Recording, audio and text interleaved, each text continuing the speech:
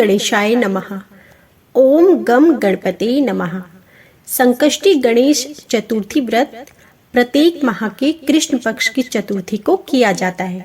मार्गशीर्ष यानी अघन मास के कृष्ण पक्ष की चतुर्थी को किया जाने वाला व्रत मार्गशीर्ष संकष्टी गणेश चतुर्थी व्रत कहलाता है।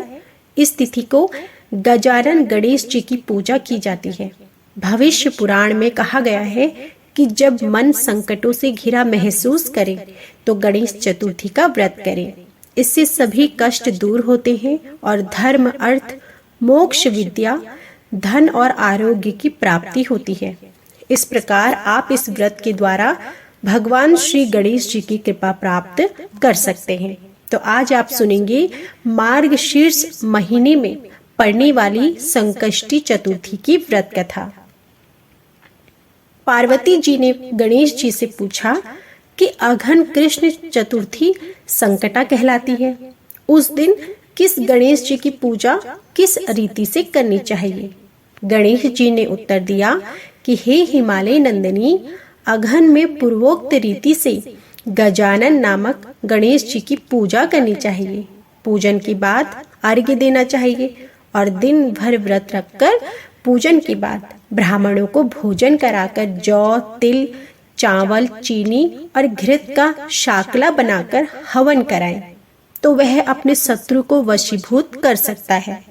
इस संबंध में हम एक प्राचीन इतिहास सुनाते हैं। प्राचीन काल में त्रेता युग में दशरथ नामक एक प्रतापी राजा थे। वे राजा आखेट प्रिय थे। एक बार अनजाने में ही उन्होंने एक श्रवण कुमार नामक ब्राह्मण का आखेट में वध कर दिया। उस ब्राह्मण के अंधे माँ बाप ने राजा को श्राप दिया कि जिस प्रकार हम लोग पुत्र शोक में मर रहे हैं उसी भांति तुम्हारा भी पुत्र शोक में मरण होगा। इससे राजा को बहुत चिंता हुई। उन्होंने पुत्रेष्ट यज्ञ कराया और फल स्वरूप जगदीश्वर ने राम रूप में अवतार लिया। भगवती लक्ष्मी जानकी के रूप में अवतरित हुई। पिता की आज्ञा पाकर भगवान राम माता सीता और लक्ष्मण सहित वन को गए, जहां उन्होंने खरदूषण आदि अनेक राक्षस और राक्षसियों का वध किया। इससे क्रोधित होकर रावण ने सीता जी का अपहरण कर लिया। सीता जी की खोज में भगवान राम ने पंचवटी का त्याग कर दिया और ऋषिमुख पर्वत पर पहुंचकर सुग्रीव के साथ मैत्री की। तत्पश्चात सीता जी की खोज में हनुमान आदि वानर तत्पर हुए। ढूंढते ढूंढते वानरों ने गिद्धराज संपाति को देखा। इन वानरों को देखकर संपाति ने पूछा कि कौन हो और इस वन में कैसे आए हो? तुम्हें किसने भेजा है और यहाँ पर तुम्हारा आना किस प्रकार हुआ है? संपाति की बात सुनकर वानरों ने उत्तर दिया कि भगवान विष्णु जी के अवतार दशरथ नंदन राम जी माता सीता और लक्ष्मण जी के दंडवन में आए हैं। वहां पर उनकी पत्नी सीता जी का अपहरण कर लिया गया। हे मित्र, इस बात को हम लोग नहीं जानते कि सीता कहाँ है। उनकी बात सुनकर संपाति ने कहा कि तुम सब रामचंद्र के सेवक होने के नाते हमारे मित्र हो। जानकी जी का जिसने हरण किया है और वह जिस स्थान पर है वह मुझे मालूम है। सीता जी के लिए मेरा छोटा भाई जटायु अपने प्राण गंवा चुका है। यहाँ से थोड़ी ही दूर पर समुद्र है और समुद्र के उस पार राक्षस नगरी है। वहाँ अशोक के पेड़ के नीचे सीता जी बैठी हुई है। रावण द्वारा अपहरण सीता जी अभी भी मुझे दिखाई दे रही है। मैं आपसे सत्य कह रहा हूँ कि सभी वानरों में हनुमान जी अत्यंत पराक्रमशाली हैं, अतः उन्हें वहां जाना चाहिए। केवल हनुमान जी ही अपने पराक्रम से समुद्र लांघ सकते हैं, अन्य कोई भी इस कार्य में समर्थ नहीं। संपाति की बात सुनकर हनुमान जी ने पूछा कि हे संपाति, इस विशाल समुद्र को मैं किस प्रकार पार कर सकता हूँ? जब हमारे सब वानर उस पार जाने में असमर्थ हैं, तो मैं ही अकेला कैसे पार जा सकता हूँ? हनुमान जी की बात सुनकर संपाति ने उत्तर दिया कि हे मित्र, आप संकट नाशक गणेश चतुर्थी का व्रत कीजिए। उस व्रत के प्रभाव से आप समुद्र को क्षण भर में पार कर लेंगे। संपाति के आदेश से संकट चतुर्थी के उत्तम व्रत को हनुमान जी ने किया। हे देवी, इसके प्रभाव से हनुमान जी क्षण भर में समुद्र को लांघ गए और इस लोक में इसके समापन सुखदायक कोई दूसरा व्रत नहीं है। श्री कृष्ण जी कहते हैं कि महाराज युधिष्ठिर, आप भी इस व्रत को कीजिए। इस व्रत के प्रभाव से आप क्षण भर में अपने शत्रुओं को जीतकर संपूर्ण राज्य के अधिकारी बनेंगे। भगवान कृष्ण का वचन सुनकर युधिष्ठिर ने गणेश चतुर्थी का व्रत किया। इस व्रत के प्रभाव से वे अपने शत्रुओं को जीतकर राज्य के अधिकारी बन गए।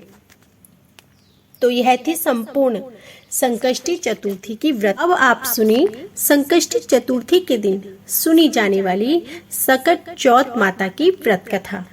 एक शहर में देवरानी और जेठानी रहती थी। देवरानी तो गरीब थी पर जेठानी अमीर थी। देवरानी हमेशा गणेश जी का पूजन और व्रत करती थी। देवरानी का पति जंगल से लकड़ी काटकर बेचता था।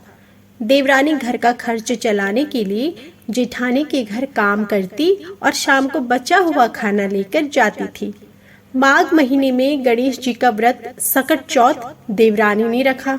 उसके पास पैसे नहीं थे, इसलिए उसने तिल और गुड़ लाकर तिलकुटा बनाया। पूजा करके तिल चौथ की कथा सुनी और जेठानी के यहाँ काम करने चली गई।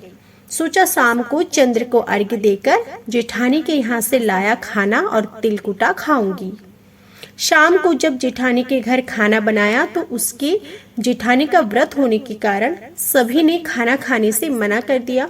अब देवरानी ने जेठानी से बोला कि आप मुझे खाना दे दो जिससे मैं घर जाऊं। इस पर जेठानी ने कहा कि आज तो किसी ने भी अभी तक खाना नहीं खाया, तो तुम्हें कैसे दे दूं? तुम सवेरे ही बचा हुआ खाना ले जाना। देवरानी उदास मन से घर चली गई। देवरानी के घर पर पति बच्चे सब आस लगाए बैठे थे कि आज तो त्योहार है, इसलिए कुछ पकवान खाने को मिलेगा। लेकिन जब बच्चों को पता चला कि आज तो रोटी भी नहीं मिलेगी तो बच्चे रोने लगे। उसका पति भी बहुत क्रोधित हो गया और कहने लगा कि दिन भर काम करने के बाद भी वह 2 रोटियां नहीं ला सकती। वह बेचारी गणेश जी को याद करती हुई रोते रोते पानी पीकर सो गई।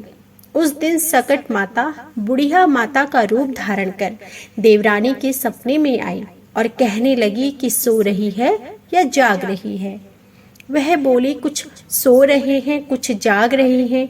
बुढ़िया बोली भूख लगी है, खाने के लिए कुछ दे। देवरानी बोली क्या दूं?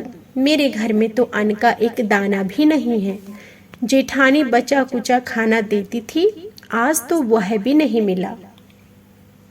पूजा का बचा हुआ तिलकुटा छीड़े में पड़ा है, वही खा लो।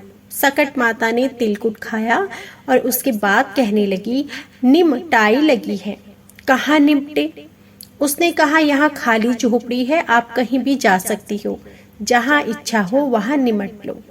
फिर सकट माता बोली अब कहाँ पूछूं?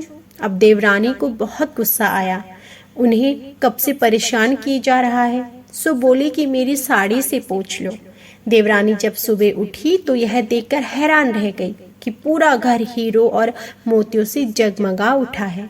उस दिन देवरानी जेठानी के यहाँ काम करने नहीं गई। जेठानी ने कुछ देर तो राह देखी, फिर बच्चों को देवरानी को बुलाने भेज दिया। जेठानी ने सोचा कल खाना नहीं दिया था, इसलिए शायद बुरा मान गई। बच्चे बुलाने गए तो देवरानी ने कहा कि बेटा बहुत दिन तेरी माँ के यहाँ काम कर लिया। बच्चों ने घर जाकर माँ से कहा कि चाची का पूरा घर तो हीरो और मोतियों से जगमगा उठा है। जेठानी दौड़कर देवरानी के पास आई और पूछा कि यह सब कैसे हो गया। देवरानी ने उसके साथ जो कुछ भी हुआ वह सब कह डाला। उसने भी वैसा ही करने की सोची। उसने भी सकट चौथ के दिन तिलकुटा बनाया। रात को सकट माता उसके सपने में आई और बोली भूख लगी है, मैं क्या खाऊं? जेठानी ने कहा कि आपके लिए छींकी में रखा है, फल और मेवे भी रखे हैं, जो चाहे वह खा लो। सकट माता बोली अब निपटे कहाँ?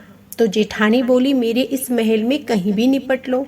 फिर उन्होंने बोला कि अब पोंछूं कहाँ? तो जेठानी बोली, कहीं भी पोंछ लो। सुबह जब जेठानी उठी तो घर में बदबू और गंदगी के अलावा कुछ भी नहीं था। हे सकट माता, जैसे आपने देवरानी पर कृपा करी वैसे ही सभी पर करना। इस कहानी को सुनने और पढ़ने वालों पर भी अपनी कृपा बनाए रखना। प्रेम से बोलिए सकट माता की सदा ही जय। तो यह थी संपूर्ण कथा। कथा पसंद आई हो तो प्लीज वीडियो को लाइक जरूर कीजिएगा।